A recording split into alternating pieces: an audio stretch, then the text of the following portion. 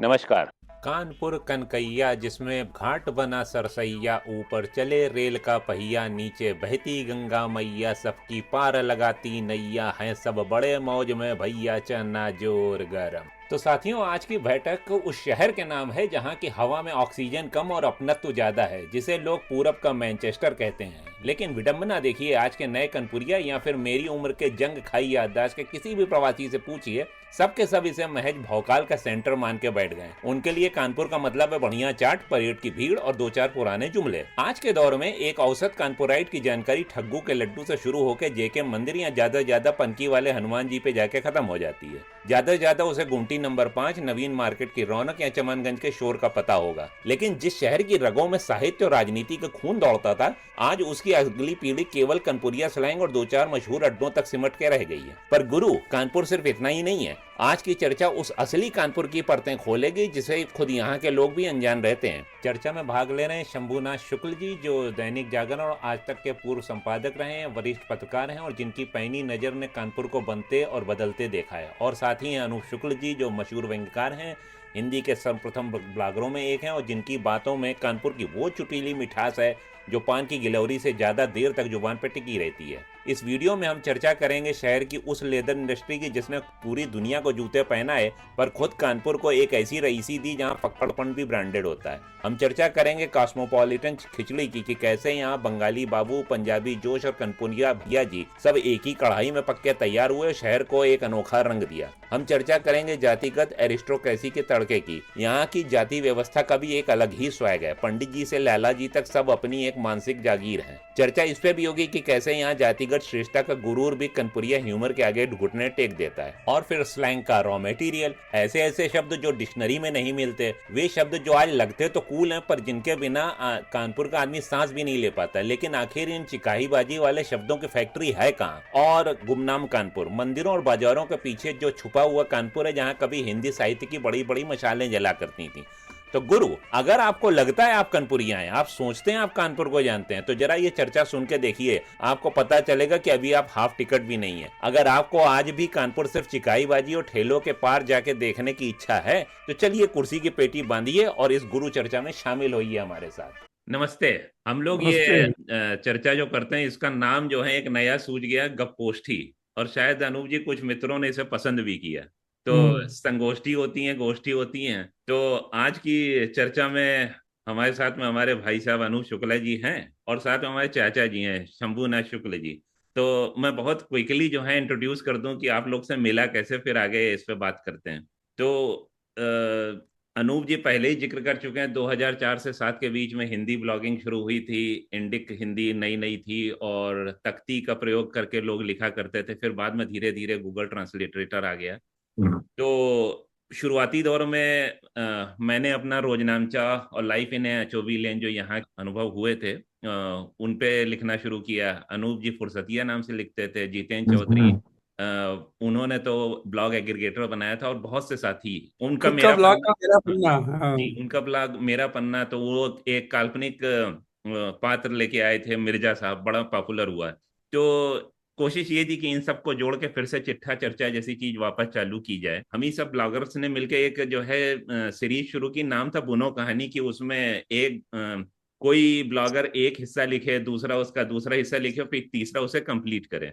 तो पहला हिस्सा लिखा हमारे चौधरी जी ने। मैंने जो लिखा वो थोड़ा कॉमिकल अंदाज में उसको जो है डाल के और बीच में छोड़ दिया। तीसरा हिस्सा अनूप जी को लिखना था। ये इन्होंने खुद ना लिख के किसी कानपुर के कथाकार से लिखवाया। मैं गोविंद उपाध्याय जी। गोविंद उपाध्याय जी, अच्छा। उन्होंने लिखा। अच्छा, उस कहानी को जहां मैंने छोड़ा था कि हैप्पी एंडिंग भी हो सकती थी और दुखांत भी हो सकता था, तो उन्होंने सुखांत उसका परिणति दी। फिर वो बातचीत में जो है मैंने डिस्क्लोज किया कि मेरा जो पढ़ने लिखने को लेकर झुकाव वो लिनिएज आया कहाँ से। तो जब हमने पिताश्री का जिक्र किया, श्रीनाथ अरोरा जी का, तो इनको पता चला। तो ये अपना लैपटॉप लेके वहां घर पहुंचे और उनको दिखाया। तो हमारे बच्ची को उस दिन पहली बार पता चला कि हमने भी जो है ये सब चीजें लिखने पढ़ने में थोड़ी अजमानी शुरू करी। बाकी तो हम सब उनकी किताबें मांग के ले आते तो वही पढ़ा करते थे। बीच में राइटर ब्लॉक आ गया, लिखना बंद हो गया। कई साल बाद फिर मैं फेसबुक पे पढ़ना शुरू कर दिया। तो पढ़ने का शौक था, तो ऐसे लोगों को पढ़ता था जिन्हें अच्छा लगता था, अलग अलग बैकग्राउंड के। तो अनूप भाई साहब से तो फेसबुक पे कुछ समय बाद जो है जुड़ा हुआ, क्योंकि ये बीच में आके फिलाडेल्फिया घूम गए, ये भूल भी गए थे कि मैं फिलाडेल्फिया में रहता हूँ, और हम इनकी 3 या 4 साल बाद पोस्ट देख के शिकायत कर रहे थे कि आप हमारे यहाँ आके बताया नहीं, तो पता चला मैं पुरानी पोस्ट पे इनके कमेंट कर रहा था। तो कानपुर से जुड़े लोगों की वजह से एक प्रोफाइल मुझे शंभूनाथ जी की दिखाई दी और मैंने पढ़ना शुरू किया, तो ये तो पता चल ही गया था कि आप दैनिक जागरण और कई समाचार पत्रों से जुड़े रहे, उसके संपादक रहे और कानपुर से है। लेकिन इनकी पोस्ट पे कमेंट करने में मैं डरता था, क्योंकि अक्सर ऊट पटांग कमेंट करने वालों को जो है डांट भी पड़ जाती थी। वहां एक इनकाउंटर हुआ था कानपुर में, विकास दुबे, हाँ और उस इनकाउंटर होने से पहले जब उसको अरेस्ट किया गया था, तो उसने ये कहा कि मैं विकास दुबे हूँ कानपुर वाला। विकास दुबे हूँ कानपुर वाला। हाँ हाँ उसके प्रत्युत्तर में जो है इन्होंने एक काफी अच्छी पोस्ट लिखी, जिसमें कानपुर की पूरी पहचान, उसकी ऐतिहासिक, सामाजिक, साहित्यिक सारे पक्षों को जो है उन्होंने उकेरा। बहुत सुंदर पोस्ट थी। बीच में एक जगह हमारे पिताश्री का जिक्र आया, जब जनवादी आंदोलन की, लेखक आंदोलन का जिक्र आया, तो मैंने हमारे कॉमन थ्रेड जो है वो हमारे चाचा श्री हैं, श्रीकांत अरोरा जी, जो वो भी जो है लिखने पढ़ने के काफी शौकीन है। उनसे मैंने पूछा तो उन्होंने शंभूनाथ जी से हमारा परिचय कराया। तो मैंने कहा कि चूंकि, तो इन्होंने बताया कि ये पिताश्री की कथा गोष्ठियों में जा चुके हैं, मेरे घर आना हुआ है, तब मैं काफी छोटा रहा हूँगा। तो मैंने उस दिन से इनसे चाचा जी का रिश्ता बना लिया। तो अभी कुछ दिन पहले जो हम लोग की पिछली वार्ता हुई, उसमें जो इंद्रवस्थी और अभिनव शुक्ला ने झांपड़ और कंटाप व्याख्या की, तो वो मैंने इनसे जिक्र किया, तो इन्होंने कानपुर की भाषा पे जो है बड़ी अच्छी रोशनी डाली।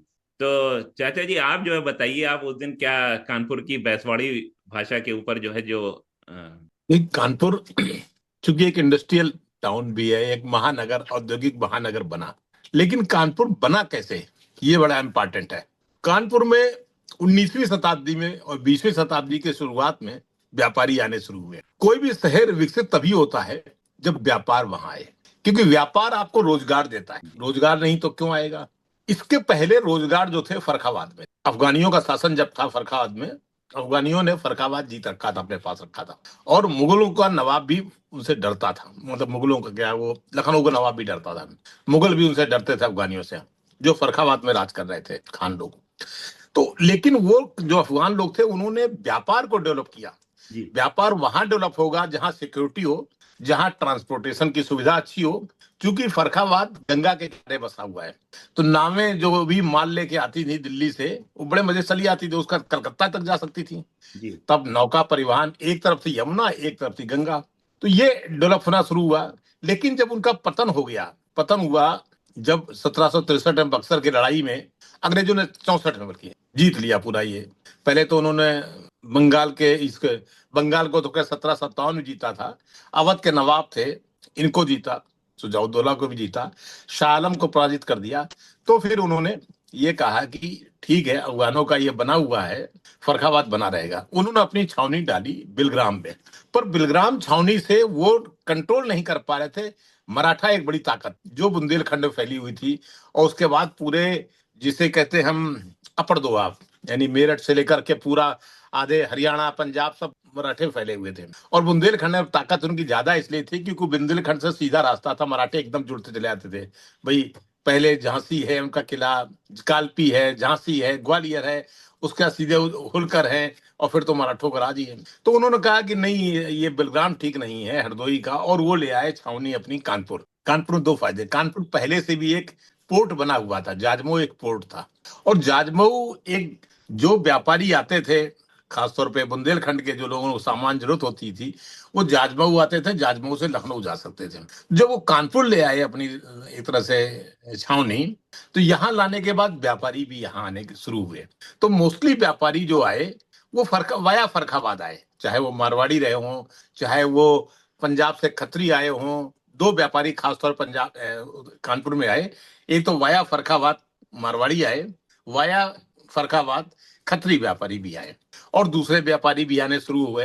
खासतौर पर लखनऊ से मुस्लिम व्यापारी काफी आए जिन्होंने चमड़े का काम हाथ में ले लिया, क्योंकि अंग्रेजों ने अपनी कुछ चमड़े के कारखाने ऐसे लगाए आयुध निर्माणी में जिसमें चमड़े का ही काम होता था। ये तो अनूप जी ज्यादा जानते होंगे, किला जो उनकी फैक्ट्री थी उसमें चमड़े का ही काम होता है। तो उसके लिए जो फैक्ट्रियां लगी चमड़े की ट्रेनिंग का काम के लिए कानपुर बहुत उपयुक्त था। उसकी एक वजह ये थी कि जो ट्रेनिंग होती है वो बबूल की छाल से होती है, यानी चमड़े की जो साफ सफाई की जाती है बबूल की छाल से होती है। बबूल होता है ऊसर में पैदा, कानपुर के उस तरफ जहां नवाबगंज है हरियाली खूब हो, लेकिन वो ऊसर ही बहुत ज्यादा है, तो बबूल बहुत था। तो बबूल के जरिए एक तो पानी चाहिए, बबूल से छाल चाहिए, तो ट्रेनिंग का काम कानपुर होने लगा। कानपुर में चूंकि ना तो मारवाड़ी व्यापारी ट्रेनिंग में आने को तैयार थे, ना ही खत्री व्यापारी, तो मुस्लिम व्यापारियों ने हाथ बढ़ाया और काम करने के लिए जो कानपुर में खासतौर पे चमड़े का जो काम कर रहे थे मजदूर गांव में, और जिनको जिनको दलित कहा जाता है, चर्मकार भी कहते थे, उनको पैसा नहीं मिलता था। गांव में अत्याचार भी थे ऊंची जाति सवर्ण जातियों की, तो उन लोगों ने उस ट्रेनिंग के काम में उनकी मदद की। तो एक इंडस्ट्री ये भी पनपी ट्रेनिंग की, काटन की, नील की, कई इंडस्ट्री पनपी। तो जब कई इंडस्ट्री पनपी हैं तो कुछ कानपुर से आए, कुछ वाया मारवाड़ से आए, वाया पंजाब से आए, कुछ उधर उन्नाव के बैसवाड़े इलाके से आए, तो कानपुर में मिक्स बोली हो गई। एक तरफ फरखाबाद के आने वाले, एक तरफ कन्नौजी जी से बोली कहा था, कन्नौजी लेके आए, जो आए उन्नाव से बैसवाड़ी लेके आए, जो आए पंजाब और हरियाणा से वो एक दूसरी बोली लाए, और जो बुंदेलखंड से आए वो एक और बोली लेके आए। तो कानपुर में कोई स्टैंडर्ड बोली का पैमाना नहीं कर सकते। जैसे कि बनारस है, बनारस में कौन सी बोली बोली आती है, सब बनारस की बोली बोलते हैं, और वो भोजपुरी मिली अवधि है, यानी बनारस की बोली मिक्स लगभग पक्का है कि यही बोली बोली जाएगी। वहां चाहे आंध्र का आदमी रहे, चाहे मद्रास का आदमी रहे, चाहे पंजाब का आदमी रहे, वो भोजपुरी बोलेगा। स्वामी श्रद्धानंद जो है वो 1850 से, उन्होंने अपनी आत्मकथा में लिखा है, उनका नाम पहले महात्मा मुंशी राम था। ये लोग पंजाब के खत्री थे, और बनारस में इनके पिता कोतवाल थे, ये रहते थे लाहौरी मोहल्ला था, वहां रहते थे। तो लिखा है कि कैसे वो थे लाहौर के, उनकी बोली घर में पंजाबी बोलते थे लेकिन बाहर वो भोजपुरी बोलते थे। इस तरह का एक पैमाना बनारस में था। लेकिन कानपुर कोई पैमाना नहीं, कानपुर में कई तरह की बोली बोली आती है, उनमें कंटाप भी चलेगा, उनमें झापड़ भी चलेगा, उनमें थप्पड़ भी चलेगा, उनमें लपड़ भी चलेगा। थपड़ियाए देव, लपड़ियाए देव, है ना। तो झापड़ का कंटाप थप्पड़, और फिर बोलियों की एक ध्वनि होती है। जब हमसे कंटाप मारेंगे तो कंटाप में एक झन्न की आवाज आती है, झापड़ में दूसरी आवाज आती है, लेकिन कंटाप में एक लगता है झन्न की आवाज आई, जैसे कोई बेला या कटोरा जो हो फूल का ऊपर से जब नीचे गिरे जमीन में तो झनझन की आवाज आती है। तो पूरा गाल जब झंझना जाए तो वो एक कंटाप। ये पिछली तो बातचीत में इंद्रावती ने जो है ये अनुनाद वाली बात की थी, लेकिन हाँ, आपको लाने से हमें उसका इतिहास पता चल गया। हाँ। वो खाली भौतिक पक्ष पे केंद्रित थी पिछली बार। तो ये बहुत सारी चीजें कानपुर में थी। और कई लोग, जैसे हर जगह की बोली अलग होती है, कुछ लोग ना के स्वर में बोलते हैं, हर चीज में अंगा लगा दें, कंटाप में ना लगा हुआ है, कंग कंग की ध्वनि आती है ना। जैसे हिंदी में खड़ी बोली, हिंदी में एक प्रॉब्लम ये आ रही है कि हम कंटाप नहीं है, वो कंटाप है, जिससे ना का ध्वनि जो है आधी चौथाई है। जैसे चांद निकला, चा के ऊपर जो हम लगाते हैं ना अर्धचंद्र, वो चौथाई ना का चौथाई हिस्सा है। जैसे हंस और हंस, आपने लिखा हंसों की जोड़ी, तो उसमें बिंदी लगी है, लेकिन आप लिखना चाहते हैं हंस, तो हंस पढ़ा जाएगा। अगर आप हंस लिखना चाहते हैं, वो हंस दिया, तो कैसे लिखेंगे? तो उसमें हा के ऊपर एक क्या कहते हैं वो चंद्रमा, चंद्र बिंदु लगाना पड़ेगा। तो ये बहुत सारी चीजें गड़बड़ गई हो गई हैं, जबकि पहले बोलियों में सैकड़ों शब्द थे। बोलियां सबसे सक्षम है, बल्कि मैं कहूंगा हिंदी खड़ी बोली से कहीं ज्यादा सक्षम बोलियां हैं, कि बोलियों में हर भाव को पकड़ने की वो है चेष्टा भी है और सफलता भी मिली है उनको। जैसे एक मेरठ के कवि हुए हैं भारत भूषण, उनकी कविता है, मैं रात रात भर दहूं और तू काजल आज आज सोए। इसका हिंदी में अनुवाद नहीं हो सकता। हिंदी वाला कहेगा मैं रात भर जलता रहूं, ना, जलता रहूं नहीं है, दहूं दहूं दहूं का मतलब जलता हुआ नहीं है। दहूं किस संदर्भ में इस्तेमाल हो जाएगा, वो एकदम डिफरेंट है। ये दहू दहन शब्द से आया है। हाँ, दहन, तो मैं रात रात भर दहूं, एकदम ये कहीं ना कहीं प्रेम की विरह कोई पीड़ा को व्यक्त करता है। दहन तो एक दहन एकदम डिफरेंट है। दहन कह देंगे होलिका दहन हो गया। जैसे वो इंग्लिश में कहते हैं ना कि जैसे cinder is burning, slow burning जो प्रोसेस होता है, हाँ, हाँ, लेकिन वो ये बर्निंग आग से नहीं हो रही है, जी ये बर्निंग स्थिर कहीं है, अंदर की विरह की स्थिर है। ज्वाला जिसे कहते हैं। जी जी हाँ, ये विरह है, इसमें आग है नहीं, आग का संदर्भ आ रहा है, आग की आंच तो है, वो आग की आंच नहीं है, विरह की आंच है। ये एक अजीब सुलगते सा रहे। अच्छा, मैं रात रात भर दहूं और तू काजल आंच आंच सोए। अब आंच जो है, आंच का मतलब काजल लगा के सोए ना, आंजना एक डिफरेंट प्रक्रिया ही है, उंगली को गड़ा करके आंखों में काजल लगाना, यही तो हुआ आंजना, काजल हाँ, आंच दिया। काजल लगा देने वाली बात नहीं है, काजल आंच दिया। जैसे पहले दिवाली के दिन हम लोगों की दादी जो है वो काजल आंचती थी, वो उनके तो दादी जाहिर है बुढ़ापे तक आते आते उंगलियां थोड़ी फटने लगती हैं, और उसमें काजल लगा के थी, जोर से लगता था तो हम लोग भागते थे कि कम से कम काजल न लगाना पड़े, वो आंजना था। मैं रात रात भर दहूं तू काजल आ जाए। तो मैं इस जो भी बोली। मैं इस वीडियो के बाद में 2 हाँ, फेसबुक के लिंक डालूंगा, एक आपके हाँ, लिंक है और दूसरा हाँ, एक बनारस के चंचल जी हैं। हाँ, हाँ, हाँ, बनारस नहीं, जौनपुर के। तो जो लोग नहीं जानते हैं उन्हें ये फेसबुक पोस्ट नियमित पढ़नी चाहिए। तमाम सारे शब्द जो हाँ, खो रहे हैं या हाँ, खो चुके हैं वो आप नहीं, दोनों बहुत यूज करते चंचल जी को भी जोड़िए, चंचल जी बहुत अच्छा, मतलब बहुत बढ़िया बोलियों पर उनकी पकड़ जैसी शायद किसी नहीं होगी। हैं। जी और चंचल संयोग है, जी। देखिए आज जो हम लोग बात कर रहे हैं इन दिनों 14 से लेके 21 जनवरी तक 2018 में मैं चंचल जी के गांव में रुका था 8-10 जौनपुर। दिन। जी जौनपुर में एक गांव है बदलापुर के पास, पूरा लाल, वो और उनका तहसील नहीं है, बिल्कुल ठेठ गांव है। घर शायद लेकिन समतागर कहलाता है। समता घर, और समता घर में उन्होंने एक एक कमरा दिया था, तो जी आनंद था। जी। तो आप जो हाँ, बात भाषा की कर रहे थे, उस दिन पिछली बार भी हमारी बात हुई थी, आप बैसवाड़ी बोली। क्योंकि अगर नेट पे आजकल तो वायरल चीजों का जमाना है, तो लोग 5 या 10 शब्द उठा लाएंगे कि साहब कंटाप है या फिर हाँ, वो भौकाल इस तरीके के, और उसमें बोल देंगे कि इसका ये मतलब है। तो उस दिन आपने बड़ी अच्छी व्याख्या करी थी कि ये कानपुर की हाँ, बोली आई कहाँ से, हाँ, बैसवाड़ी जो है। हाँ। बैसवाड़ी दरअसल उन्नाव का वो इलाका, बोलियां डेवलप हो चुकी, साहित्य, आपने आज का विषय साहित्य में रखा है। जी जी जी कानपुर का जो साहित्य डेवलप हुआ उसमें कहीं ना कहीं एक परिष्कृत साहित्य में उन्नाव का बड़ा रोल है जी ना। मैं उन्नाव का नहीं हूं, मैं आपको पहले बता दूं, मैं कानपुर के बुंदेलखंड साइड का हूं। जी भले हमारा घर, मैं मेरी परवरिश कानपुर में, और मेरी परवरिश तो मुझे तो कई भाषाएं आ गई। मेरी परवरिश जिस इलाके में हुई उसमें पंजाब के रिफ्यूजी थे, तो मुझे वही। पंजाबी लिखनी पढ़नी बोलनी तीनों आ गई, क्योंकि जिस स्कूल में पढ़ा, खालसा स्कूल में, उसमें पंजाबी सिखाई जाती थी। तो पंजाब कई तरह की बोलियां, तो उनमें जो कानपुर के दक्षिणी इलाके से आए, उस बुंदेली भी साथ में आए। बुंदेली कुछ कुछ ब्रज ऐसी है, जइए खइए। जो कन्नौज फरखाबाद से आए वो भी एक ब्रज का साहित्य लाए, जिसमें भी खइए जइए हैं। लेकिन बैसवाड़ी जो है वो पूरब का है, अवध से आया हुआ है। तो वो अवध का साहित्य जिसे मागधी अपभ्रंश बोलते हैं, उससे आया हुआ है। तो तीनों का जो मिलते हैं वो सेंटर है कानपुर। कानपुर एक तरह के एक जमाने में कस्मोपॉलिटन सिटी था, उसमें भाषाई बंधन नहीं है, लेकिन वहां का जो साहित्य डेवलप हुआ है, उस साहित्य में कहीं ना कहीं उन्नाव के लोगों का रोल है।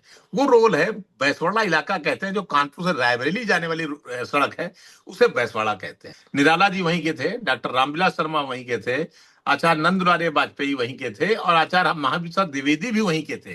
तो एक तो ये इलाका जो कानपुर से आप जाए उन्नाव, और उन्नाव से रायबरेली के लिए जो रोड जा रही है वाया लालगंज, वो बैसवाड़ा है, बीघापुर होते हुए, जहाँ के चंद्रशेखर आजाद भी कहे जाते हैं यहीं के थे, तो वो बैसवाड़ा इलाका है। उसके उसके चूंकि लोग जब 1857 के बाद, 1857 में वहां के राजा जो थे उनको अंग्रेजों ने एक तरह से मार ही दिया, और बहुत बुरी तरह कुचला था, दमन किया था।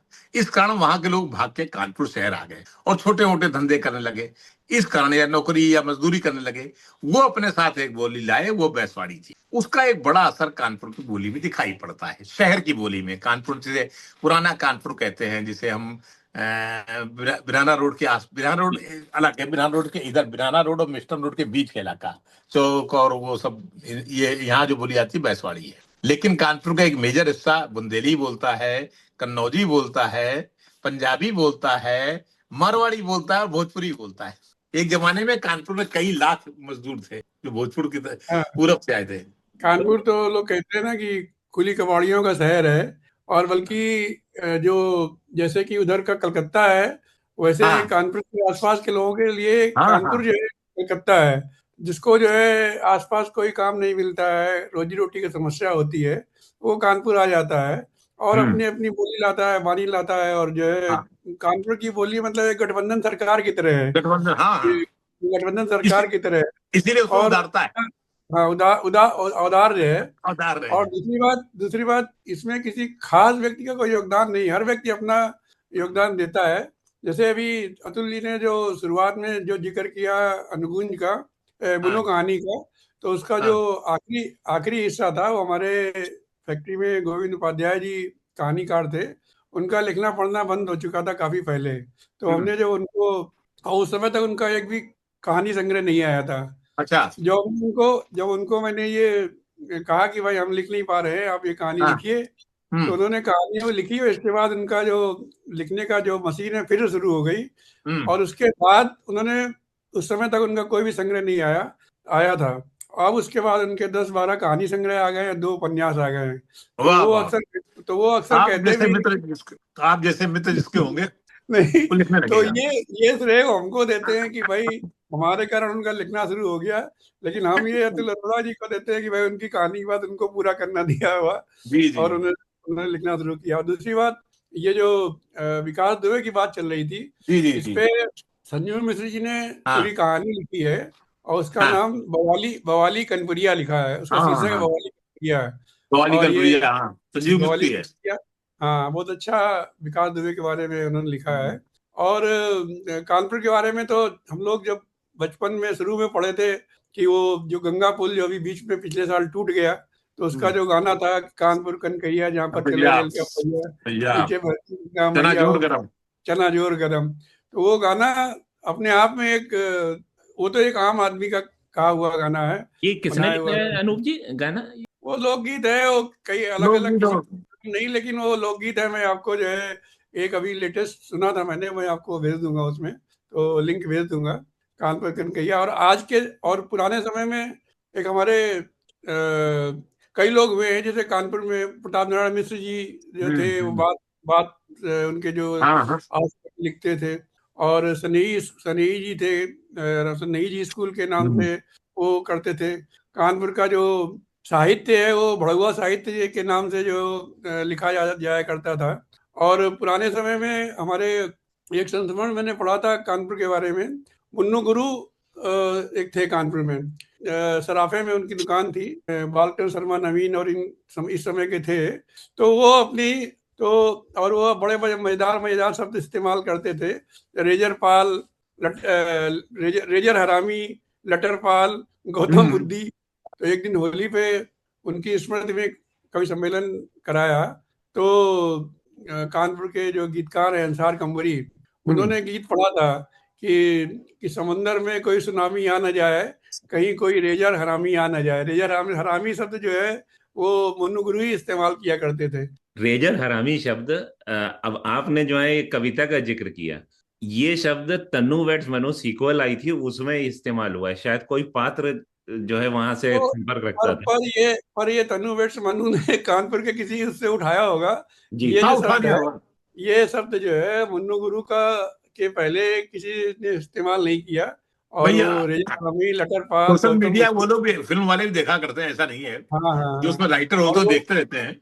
हाँ, उनके बारे में कई लोगों ने संस्मरण लिखे हैं। और कानपुर के, मतलब क्या है, कानपुर जैसे हम लोग तो, हमें शंभुनाथ जी हैं, अतुल अरोड़ा आप भी हैं, तो अभी तो कानपुर के बाहर हैं, तो हम लोग तो कानपुर के लिए प्रवासी टाइप के हो गए हैं। तो हम्म। शहर ऐसा है कि हर साल कोई ना कोई नया शब्द नया इजाद सब। करता है। मैं जब जैसे दोबारा बीच, कानपुर गया, मैं एक हाँ मिनट आपको रोक रहा हूँ। हाँ मैं दोबारा कानपुर गया संपादक बन के अमर उजाला का 2002 में, यानी 1983 से लेके 2002 के लास्ट तक, यानी 2003, पूरे 20 साल में कानपुर से बाहर रहा। 20 साल बाद जब मैं कानपुर पहुंचा, तो अब बतौर संपादक था, तो बड़ी दिक्कतें पेश आई कि बोलियां जो है बदल चुकी थी। हाँ भौकाल एक शब्द ने सुना, मैंने कहा, भौकाल तो नहीं था हमारे समय। पता लगा भौकाल शब्द आ गया, बहुत सारे नए शब्द आ गए हैं।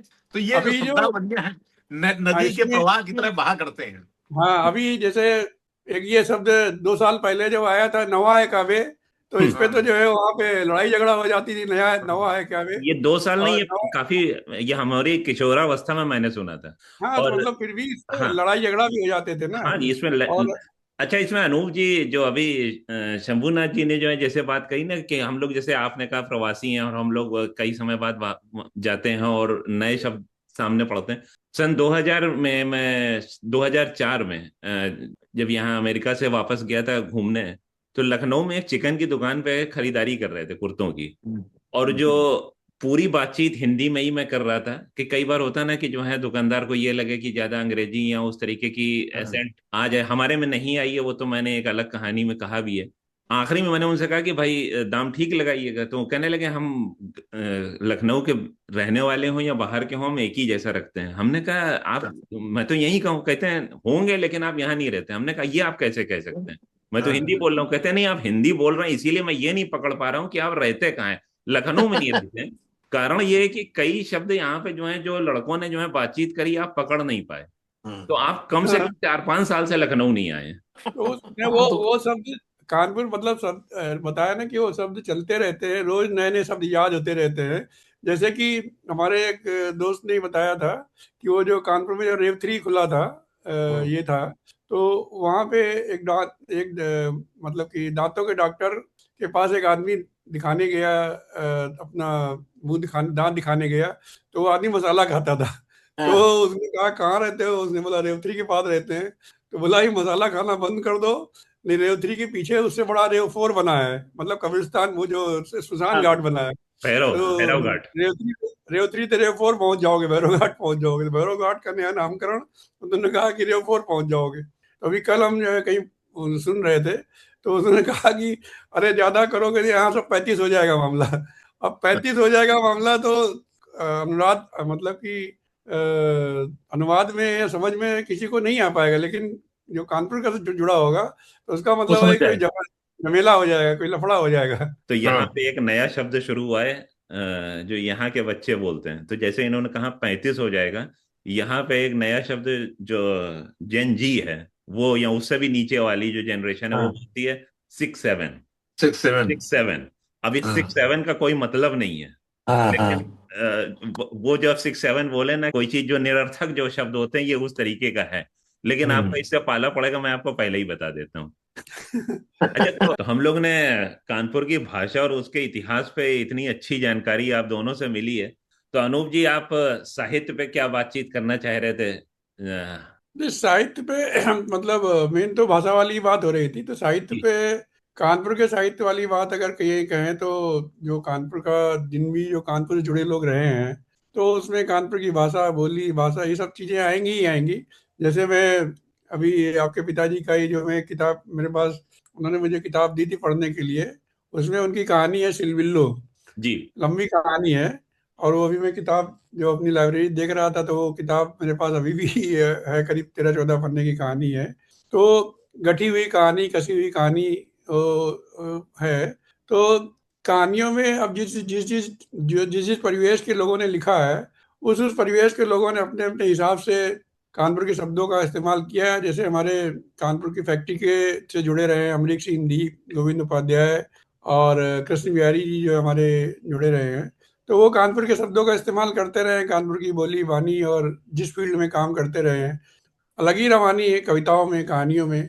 कविताएं वगैरह तो जो है वो खास तौर से मतलब कि जो देश में माहौल चल रहा है उसके उससे प्रभावित रहती है। तो यही मेरा विचार है कि शहर है तो शहर की बोली बानी जो है उसका प्रभाव साहित्य पे आएगा ही आएगा। ये है। गिरिराज जी है, गिरिराज जी ने जो है अपने दफ्तरी हिसाब किताब पे, और उन्होंने कानपुर से संबंधित कई कहानियां लिखी हैं, उपन्यास भी लिखे हैं। आईआईटी के बारे में उन्होंने कहानी लिखी है अपना जो है। और हमारी पिछली चर्चा में अनायास ही एक शब्द आया कंटाप, और उस कंटाप के ऊपर एक बड़ी मजेदार बातचीत हो गई इंद्रवस्थी और अभिनव शुक्ला के बीच में। हाँ, और उसका आज चाचा जी ने अभी पिछले कुछ मिनट पहले काफी विस्तार से कंटाप की व्याख्या करी। लेकिन जब वो सब चर्चाएं हो रही थी, तो मेरे दिमाग में इनका एक लेख आ रहा था, और मैंने ये सोचा था कि जब इनसे हमारी चर्चा होगी, तो मैं कहूंगा कि उसके विषय में जो है ये थोड़ी देर जरूर बोलें। वो थी जूते चलाना। एक पूरा लेख जो है वो आपने लिखा हुआ है, तो आप जो है चाहे वो लेख सुनाएं या अपनी याद से जो भी आप बताना चाहें, वो काफी अच्छा था। जी जी लेकिन जूते चलाना और देखिए कानपुर में कई शब्द इस्तेमाल होते हैं। जूता चल गया, जी है ना, जूता चल गया, यानी उनमें जूतम पैजार हो गई। जी खूब जूता बजा, लड़ाई हुई है, उसमें जूता हो सकता है वो किसी ने निकाला ही ना हो, लेकिन जैसे लट भी चले तो कहा जाए खूब जूता बजा। तो जूता बजता थोड़े है, जूता चला, जूता बजा, जूतम पैजार हुई। तो ये कानपुर के बड़े टिपिकल शब्द हैं। तो उसमें जूतम पजार को यहाँ जूता चला, जूते चल गए, जूते चल गए, है ना, या जूता बजा, अभी जाओ नहीं तो जूता बजा दे, इस तरह की बातें जो चला करती हैं। तो इस तरह के बहुत सारे शब्द हैं कानपुर में जो आते रहते हैं। जहां तक साहित्य में कानपुर कहाँ आया है, अब कानपुर की शुरुआती कहानी में देखते हैं तो पहले कानपुर के जो कहानीकार बताए जाते हैं वो थे अपने विश्वम्भर नाथ शर्मा कौशिक। उनको हिंदी का भी कई लोग पहला कहानीकार कहते हैं, क्योंकि 1915 में उनकी कहानी आ गई थी और वो प्रेमचंद जी से सीनियर थे। जब प्रेमचंद आचार्य महावीर प्रसाद द्विवेदी के साथ उसमें काम करते थे सरस्वती में, तो उनका कि मैं उर्दू में नहीं ज्यादा लिख पाऊंगा, अब मुझे हिंदी में बताइए, क्योंकि उर्दू में बाजार नहीं है। और बात सही है, तब तक उर्दू का लिपि जो है वो गायब होने लगी थी। तो उन्होंने कहा कि आप उनसे मिलो, कौशिक जी से। और मुंशी दयानारायण निगम, जिनके अखबार में भी प्रेमचंद जी लिखा करते थे, उन्होंने भी कहा कि आपको मैं भेज देता हूँ उनके यहाँ, कौशिक जी के यहाँ। कौशिक जी का बंगाली महल में, बंगाली आज उनकी कोठी बंगाली महल में है, कोठी का हवेली हुआ करती थी पहले तो उसी में गए और फिर उनके साथ बैठने लगे। तो उन्होंने हिंदी को लिखना सीखा देवनागरी में। लेकिन तो उसके पहले उर्दू के जो बहुत सारे कृतियां आई हैं उनमें कानपुर खूब जिक्र होता है। एक तो 1857 को, तब तो इतिहास भी साहित्य के माध्यम से लिखा जाता था। 1857 का एक इतिहास लिखा था मुंशी दरगाही लाल ने, उसका नाम था तवारीखे कानपुर, उर्दू में है, उर्दू अरबी फारसी में। तो उसमें कानपुर का पूरा है कि 1857 में कानपुर में क्या क्या हुआ था। हालांकि मुंशी दरगाही लाल पे ये भी आरोप है कि वो अंग्रेजों के लिए ही काम करते थे, तो वो तो मजबूरी थी उस समय, जो भी काम करेगा, तो लेकिन तथ्य तो कानपुर के देगा। तो पहला कानपुर उसमें आता है। फिर उसके बाद कानपुर का इतिहास जो लिखा है वो लिखा है, हम इतिहास से फिर साहित्य में चले, साहित्य का इतिहास ही बता रहे, वो नारायण प्रसाद अरोड़ा और लक्ष्मीकांत त्रिपाठी ने मिलकर कानपुर के कई इतिहास लिखे हैं। एक तो कानपुर का इतिहास, कानपुर कैसे डेवलप हुआ। दूसरा है कानपुर का व्यापारिक इतिहास है, कानपुर के मजदूरों का इतिहास है। तो इस तरह की कई किताबें हैं जिसमें कानपुर बहुत प्रखर रूप से सामने आता है। कानपुर शहर भी, कानपुर देहात भी। हम आमतौर पे मान लेते हैं कि अरे हम तो बहुत पीछे हैं, कहाँ दुनिया आगे जा रही है।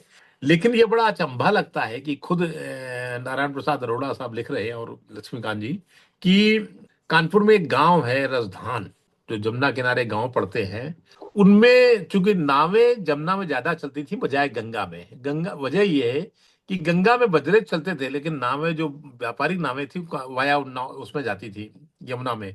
यमुना का धार बहुत तेज है, यमुना की धार बहुत तेज नहीं, गंगा की धार तेज नहीं है। यमुना कटाव करती चली आती है और पानी भी यमुना में ज्यादा है गंगा की तुलना में। गंगा का विस्तार ज्यादा है, जमुना का गहराई ज्यादा है। तो ऐसे वो बनते थे काठ के बक्से, जिनको अगर पानी में डाल दो तो पानी जाएगा नहीं। तो आज जो जहाजों में लादे जाते हैं ना हमारे बहुत सारे कंटेनर्स, उनमें पानी, उनकी खूबी यही कि उनमें पानी नहीं जाता। तो ये जो इतिहास, इस तरह का कानपुर का इतिहास मिलेगा, वो आपको नारायण प्रसाद अरोड़ा किताब में मिल जाएगा। तो शुरुआत दरगाही लाल से फिर नारायण प्रसाद अरोड़ा तक आते हैं। उसके बाद गिरिराज किशोर ने जो कहानियां लिखी, कहानियां, उपन्यास ज्यादा लिखे हैं, कहानियां तो कम लिखी हैं। उसमें आईआईटी पे तो उनके काफी हैं, जैसे इंद्र सुने या प्रायश्चित उनके आईआईटी पे है। बाकी फिर वो गांधी जी की अफ्रीका यात्रा पे लिखने लगे, ज्यादा नहीं ली। लेकिन कांता नाथ जी ने अपनी कहानियों में कानपुर को लिया है, बहुत गहराई से लिया है। तो कांता जी की बहुत सारी कहानियां हैं जिनमें कानपुर किसी अस्पताल का वर्णन है, कानपुर के किसी गांव का वर्णन है। ये तो वो मिल कांतानाथ जाएगी। जी ट्रेड यूनियन से भी इनका रिलेशन रहा है। हाँ, बैंकिंग यूनियन में थे, सीपीएम की बैंकिंग यूनियन से ही वो। लेकिन साहित्य में उनका इंटरेस्ट काफी था। और उनका एक उपन्यास है काल कथा, 4 खंडों में, जिसके 2 खंड ही लिख पाए थे, फिर दिवंगत हो गए। तो बहुत अद्भुत उपन्यास है काल कथा। तो मेरी श्रीनाथ जी से जो मेरी मुलाकात हुई है वो कामता जी की आई हुई थी। उसमें श्रीनाथ जी आते थे, ललित मोहन अवस्थी थे, और कई जो साहित्यकार आते थे, बलराम भी आते थे। हम लोग तो खैर नौसिखिया थे, जी लेकिन जो स्थापित थे उनमें श्रीनाथ जी थे, कामता जी थे, ऋषिकेश कभी कभी आ जाते थे, ललित मोहन अवस्थी थे। ये मतलब सीनियर लोगों में से थे। ये कामता जी का जिक्र मैंने पिताजी से और अपने चाचा जी से भी सुनता रहता हूँ, क्योंकि वो कामता जी बैंकिंग यूनियन के बड़े नेता थे भाई। उनका एक जी उपन्यास, बैंकिंग यूनियन के इतने बड़े नेता थे, जेल गए जी तो उन्होंने एक उपन्यास लिखा, आधा हिंदुस्तान, अद्भुत उपन्यास है। जी। कानपुर के जेल का ऐसा वर्णन कहीं नहीं मिलेगा। ये जो आपने आज हमें बढ़िया चीज जानकारी मिल गई, अब हमें चाचा जी से जो है उनके खजाने से ये किताब मिलेगी जरूर आप हथियार उनसे, की। हाँ मिल जाएगी, नहीं तो हम ले देंगे, आधा हिंदुस्तान। अभी जो जूते वाली बात बताई थी जो है शुक्ला जी ने, जी तो अभी मुझे याद आ रहा था कि हमने 2007 में एक ब्लॉगिंग में चिट्ठी लिखी, मतलब ये पोस्ट लिखी थी। उसका टाइटल ही था कि जूते का चरित्र साम्यवादी होता है। और जूते के बारे में लिखा था कि फटा हुआ जूता मतलब चला हुआ जूता, जो जूता चलेगा वही फटेगा। शोकेस में रखे जूते बेकार हो जाते हैं, सड़ सकते हैं, लेकिन फटते नहीं है। फटने के लिए चलना जरूरी होता है। फटेगा चलना वही जरूरी है। बहुत बढ़िया। जिसने राहों के संघर्ष झेले हैं। और इस पे पैरोडी भी लिखी थी हमने, जो चला नहीं है राहों पर, जिस पर चिप्पी की भरमार नहीं, वो जूता नहीं तमाशा है, जिसको मालिक के पैरों की चाह नहीं। तो इस तरह की मस्ती वाली बातें हम लोग लिखा करते थे ब्लॉगिंग के दिनों में। और चूंकि टाइम भी था और नया नया शौक भी था, हम लोग लिखते रहते थे। अब उतनी लंबी पोस्टें ना कोई लिखता है और ना कोई पढ़ता है। मुझे थोड़ी हैं? जिज्ञासा ये हुई कि ये क्या कह जो रहे थे? आपने आपने जो शुरू में टाइटल दिया ना, जूते का चरित्र साम्यवादी होता है, जूते का तो ये साम्यवादी होता है। ये कैसे हाँ, होता है, ये थोड़ा सा हाँ। बताइए। मतलब यही है कि सबका ख्याल रखता है जूता जो है, सबके लिए। जैसे गरीब और अमीर की बराबर रक्षा करता है वो, ये नहीं कि गरीब की रक्षा कम करे और अमीर की रक्षा कम ज्यादा करे। वो समान भाव से रक्षा करता है जूता। इसका कहने का मतलब ये पोस्ट में ये रहा था। अब समाज उसमें आप लिखिए कि जूता गोरक्षक भी होता है और जूता कुरुम का भी होता है। जहाँ गोरक्षक जूता 100 रुपए की जोड़ी मिल जाएगी, वहां पता हाँ लगा कुरुम का जूता जाके मिलेगा 1 लाख में मिल जाए तो भी सस्ता है। हाँ, तो मतलब लेकिन जूते का जूता मतलब चलने का संदर्भ जो है वो है सर पे जूता चलना, ना कि जूते चलने वाली। हाँ, तो जूता बजना या ये जूता चलना, सर पे चलना। है। पहले हाँ लोग जूता उतार के मारते थे। हाँ पहले पता नहीं क्या ये सामंती नहीं, सामवादी नहीं बल्कि सामंती अवधारणा थी कि जूता हाँ जब, पता नहीं, वो जूता उतारा और जूता मार दिया सर पे, तो माना हाँ जाता था कि वो जीत गया। मेरे ख्याल हाँ से इसके पीछे कहीं ना कहीं सामंती अवधारणा होगी कि सवर्ण जातियां जो देखो छोटी जातियों को कैसे जूते से मारती हैं। होता ये था, हाँ जमींदारों के समय में लगान नहीं दे पाए, तो जमींदार कहते थे इसको मुर्गा बना दो। उसको मुर्गा बना दिया था जो किसान जिसका जमीन नहीं दे पाया लगान, और फिर उसको जूते से मारा जाता था। बढ़िया, बड़ा अत्याचार था। तो वो तो जब 1952 में ये नियम आया कि जमीन जो जोत रहा है उसी की जमीन मिलेगी, तो जमींदारी वालिस हो गई। इसके पहले जूता चलना वही होता था जो जमींदार के घर में चलता था। जमींदार के दरबार लगा हुआ है, उसमें जूता पता लगा उसको बिठा दिया गया। जो मजदूर, जो किसान है, छोटा किसान है, जिसको लगान देना हो, लगान नहीं दे पा रहा, तो उसको मुर्गा बना देते थे और उस पर जूते मारते थे। मैंने खुद देखा है जूते मारते लोगों को, मतलब इसी तरह हाँ। के। अब वो तो आज याद भी नहीं है कि मैं जब पैदा हुआ था तब जमींदारी सिस्टम खत्म हो चुका था। लेकिन हमारे घर के बगल में ही उनका जो हमारे गांव के जमींदार थे उनका मकान था। तो हम लोग कुछ तो उनके अत्याचार किस्से सुना करते थे, बताते थे घर वाले कैसे कैसे मारते थे। अच्छा, वो मजे की बात, जूता मारना भी, जमींदार ब्राह्मणों को जूता नहीं मारता। जो जमींदार था, देखिए यही सामंती अवधारणा है, जमींदार ब्राह्मणों को नहीं मारता था। क्योंकि हमारे गांव के जमींदार कुर्मी थे, तो राजपूतों को मारने का सवाल ही नहीं पैदा होता कि राजपूतों को मारने की। और आमतौर पर जो बहुत सारी जगह जमींदार ब्राह्मण है, कुर्मी राजपूत होते तो मारेंगे नहीं अपनी बिरादरी को। यादव जूता चलाता था, मारता था यादव, तो वो भी नहीं पाएगा जूता। जूता पड़ता था आमतौर पर दलित जातियों, बहुत अत्याचार हुए। तभी जब कानपुर में चमड़े कारखाने, खासतौर पर आपका किला जो बना है, सबसे पहला चमड़े कारखाना शायद, अरे जहां से घोड़े की काठी बनती, क्या नाम है, मैं नाम भूल रहा हूँ। ओईएफ फैक्ट्री, ऑर्डिनेंस कौन सी? Equipment factory. हाँ, ऑर्डिनेंस तो इक्विपमेंट वही, फैक्ट्री। तो सारे के सारे वो जातियां, जो दलित जातियां चमड़े का काम करती थी, जिन पर वो फट से वहां चली गई। और फिर इतना पैसा कमाया कि उन्होंने टेंडर लिए गन फैक्ट्री में। जो सबसे ज्यादा टेंडर, खासतौर पर टेंट के जो जो गन फैक्ट्री टेंट बनाती है, उसका टेंडर जिसके पास था, राम सुग्रीव। टेंट भी ओईएफ ही फैक्ट्री बनती है, तो टेंट भी उनकी जो ओईएफ फैक्ट्री। कोठी है, उनकी कोठी है रेव 3 के ऊपर बनी हुई है, गंगा के टीले पे। वो उसी अच्छा जात अच्छा। से आते हैं। और हाँ एक हाँ। कानपुर थे सावलदास भगत। करीब करीब एक चौथाई कानपुर जमींदारियां थी लगा के पांडु नदी के पुल से गजनेर तक। हम्म, सावलदास भगत, उनकी छतरी बिल्कुल ऐसी बनी जैसे ताजमहल हो, यानी उनकी समाधि। अगर कभी आप स्वदेशी काटन मिल से चलें और खलवा पुल की तरफ, तो जूही के पुल के पहले ही उनकी छतरी, मेरे समय तो बचपन तक तो बनी थी संगमरमर की, अब पता नहीं क्या हो गई। तो उनके बारे में एक किस्सा था कि जैसे कोई उनको सलाम बोलता था, भगत जी नमस्ते या भगत जी सलाम, तो वो उसकी तरफ एक सिक्का फेंकते, कहते लो या लक्ष्मणिया रख लो। तो लोगों ने हम्म, पूछा, हम तो आपको सलाम कर रहे हैं, ये आप सिक्का हमें, यानी एक चांदी का सिक्का विक्टोरिया का क्यों फेंक रहे हो?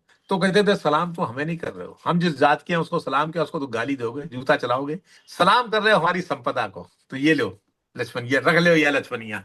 ये लक्ष्मणिया क्यों कहते थे सिक्के को? लक्ष्मी लक्ष्मी, मतलब।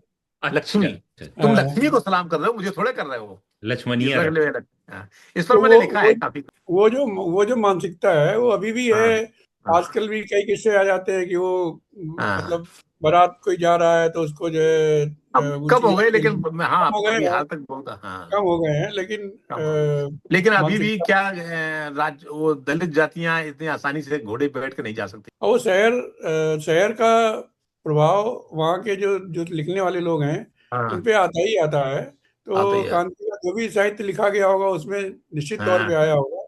हमारे ये मृदुल कपिल जो है वो उन्होंने कानपुर के जो है किस्से कई सारे लिखे हैं। हाँ कानपुर और की हाँ। घातक कथाएं। हाँ, हैं, घातक कथाएं। और कानपुर उस की घातक घातक, कथाओं में घातक की बजाय घातक कथाएं। घातक हाँ, कथाएं। घातक कथाओं में जो है कानपुर के बात बोली बानी और उसका जो है बड़ा बढ़िया जिक्र किया है मृदुल कपिल ने। तो ये घातक हाँ, कथाओं का जो आप जिक्र कर रहे हैं ये मैंने पढ़ी है। और एक जो वो एक विद्रोही कलेवर होता है समाज में, वो उस तरीके के चरित्र को जो है रखते हुए ऐसा लगता है कि जो है वो चरित्र उन्हीं का है, और बड़ा दिलचस्प उसका उन्होंने कुछ नाम भी रखा हुआ है। आप बात खत्म करें इसके पहले एक और बात ध्यान आ गई मुझे बोलिए कि बोलिए। कानपुर के सबसे पहले जो सबसे जो वायरल साहित्यकार हैं तो हमारे ठग्गू के लड्डू वाले हैं और बदनाम कुल्फी वाले जो है। ऐसा कोई सगा नहीं जिसको हमने ठगा नहीं, जो जुमले उसके तो पूरे बदनाम कुल्फी खाते ही जेब और जुबान की गर्मी गायब, मेहमान को मत ठिकाना खिलाना नहीं तो टिक जाएगा, इस तरह के जुमले जो है वो ठग्गू के लड्डू हैं वो के उस समय के वायरल जुमले हैं। बात कंप्लीट करने के पहले मुझे आपने खाने पीने की बात करी, और खास तौर से कानपुर और लखनऊ की जब बात होती है तो जैसे ठग्गू के लड्डू हैं, तो ऐसे मुझे एक चीज याद आ गई, मैंने कहा जो है ये भी मैं शेयर कर लेता हूँ। लखनऊ में सबसे ज्यादा टुंडे के कबाब मशहूर। हाँ अच्छा, वो टुंडे के कबाब के ऊपर एक पूरे आप बीती शायद संजय सिन्हा ने लिखी, और वो हमारे चाचा जी के साथ ही सफर कर रहे थे, जबरदस्ती जो है उनको लेके गए थे, तो वो तो उनकी पोस्ट पे मिलेगी। टुंडे के कबाब मैंने क्यों जिक्र किया कि कुछ साल पहले मैं हमारे ऑफिस की एक ब्रांच न्यूयॉर्क सिटी में भी थी, मैं तो फिलाडेल्फिया में रहता हूँ। तो न्यूयॉर्क गया हुआ था, तो वहाँ टीम कुछ इस तरीके की थी, छोटी सी टीम थी उस, तो बात ये हुई कि ये लोग अक्सर जो है दिन में कहीं ना कहीं खाने के लिए जाते थे, तो लंच आज टर्किश रेस्टोरेंट में हो रहा है। न्यूयॉर्क बहुत विविधता वाला शहर है, जैसे मुंबई वगैरह, तो वहाँ पे हर तरह के रेस्टोरेंट भी मिल जाते हैं। तो एक दिन ये बोले कि भाई सबकी पसंद का हो गया तो आज इंडियन होना चाहिए। तो हमने कहा अगर न्यूयॉर्क है और इतनी विविधता वाले यहाँ रेस्टोरेंट है, तो यहाँ तो खाली इंडियन नहीं हो सकता, इंडिया के अलग अलग कजीन हो। तो कहते हैं कौन सा सबसे अच्छा होता है? मैंने कहा भाई मैं तो वेजिटेरियन हूँ, मैं राजस्थानी पसंद करूंगा अगर मिल जाए तो हम लोग सड़क पे निकले, अचानक मेरे सामने एक रेस्टोरेंट, उस पे लिखा हुआ था छोटे नवाब। हमने कहा नाम इंटरेस्टिंग लग रहा है, अंदर चल के देखते हैं। मीनू पे सामने लिखा हुआ था टुंडे के कबाब।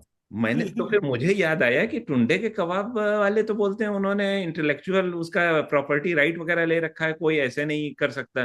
तो ये यहाँ कैसे आ गया? ये तो लखनऊ से न्यूयॉर्क में। फिर भी हम लोग बैठे, तो जब वो वेटर आया मीनू लेके, तो मैंने कहा कि आप लोग ने इस पे तो प्रॉपर्टी राइट है। तो वो ओनर को ले आया और उसने आके पूछा कि यहाँ लखनऊ से कौन है। हमने कहा ये बाकी चार जने आपको कहीं दूर दूर से लग रहे हैं, लखनऊ के हो सकते? तो कहते हैं नहीं, लग तो आप ही रहे हैं, तो आप, तो मैंने फिर बताया, तो उसने कहा कि नहीं वो शायद उनके परिवार से था और लाइसेंस वगैरह ले रखा था। अब वो ऑर्डर लेने लगा, तो मैंने कहा मैं वेजिटेरियन हूँ, तो अब वो ये सर खजाने लगा आपको कैसे पता कि ये अच्छे होते हैं? ये सब बाद में आखिरी में पान वगैरह भी उसने खिलाए और सबको बहुत पसंद आए। तो आज मुझे ऐसा लग रहा है कि जैसे मैं 2 बार नहा लिया हूँ सवेरे।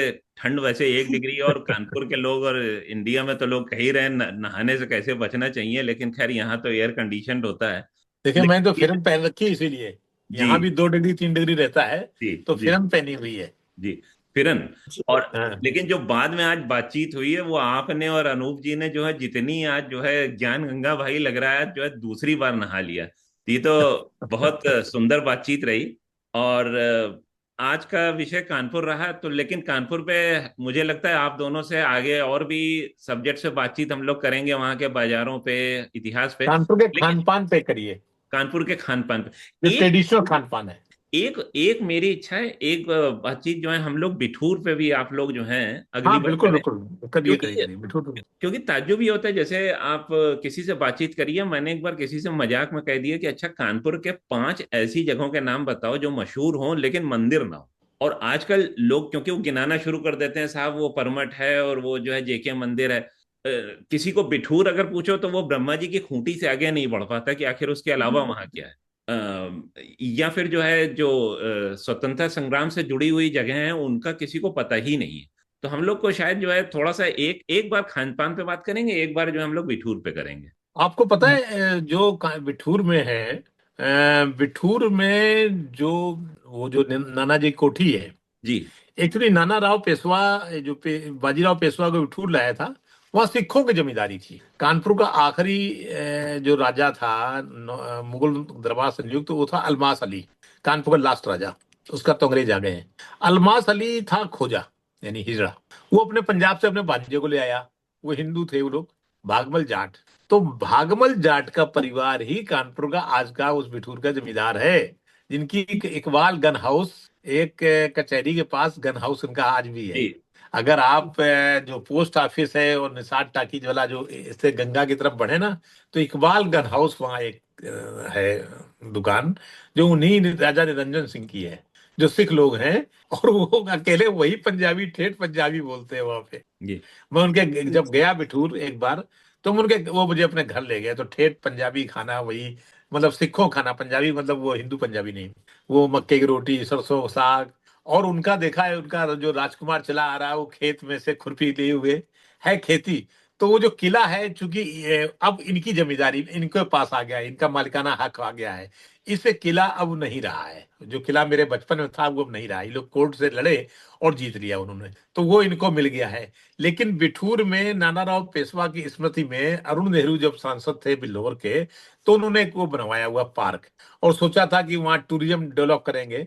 लेकिन बिठूर के लोग इतने नाशुक्रे हैं कि उसमें टूरिज्म क्या गंद मचा रखी हो। तो कुछ तो भी नहीं है बिठूर में। आज जो है बातचीत की ज्ञान गंगा काफी वही कानपुर के बारे में आप दोनों से काफी जानकारी अच्छी मिली है। और आगे हम लोग करेंगे तो शायद कानपुर के खान पान और बिठूर पे करेंगे।